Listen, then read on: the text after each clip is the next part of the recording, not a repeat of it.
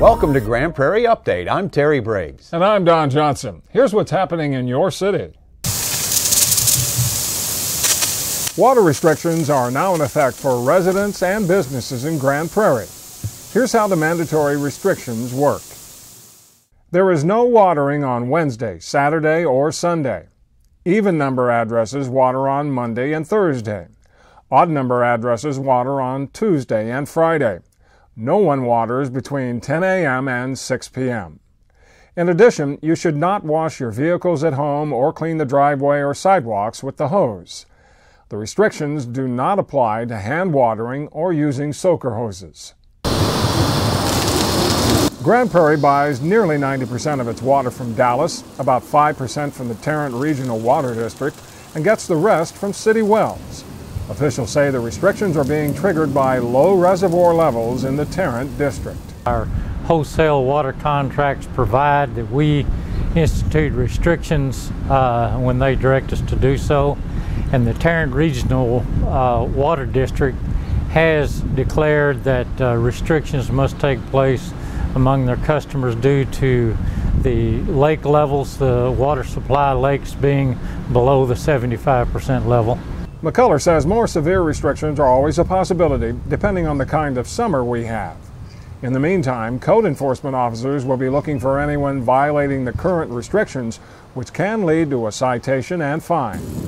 For more information, go to gptx.org/waterwise or call 972-237-8401.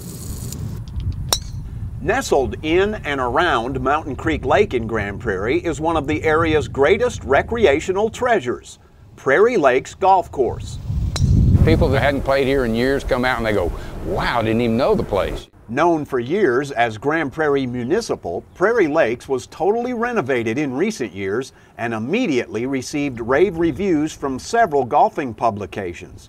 And with this year's mild spring and early summer, it may have elevated itself even higher in the rankings of public golf destinations in the Metroplex. As far as condition, compare condition to price, we're number one. The new people to the course have come and played and said, man, you guys are as good a shape or better shape than any course, just about any course we've played this year. And the 27-hole layout, which features 3 unique 9-hole courses, is also a big reason that people keep coming back. We can always work you in because we have that extra 9.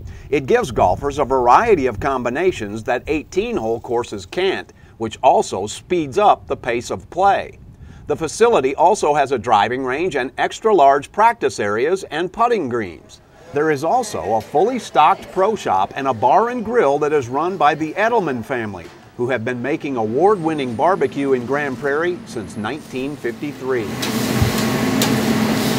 And while the grill draws a crowd for breakfast, lunch, and dinner, the golf course offers its own attraction as one of the most scenic in all of North Texas, not only for those who play it, but even those who don't. People come out and say, they want to know if it's a park. They can just go, and I said, well, if we really, you could get in the way of the golfers. But we've got geese and ducks and bald eagles that nest, close on the lake and just about anything you can think of.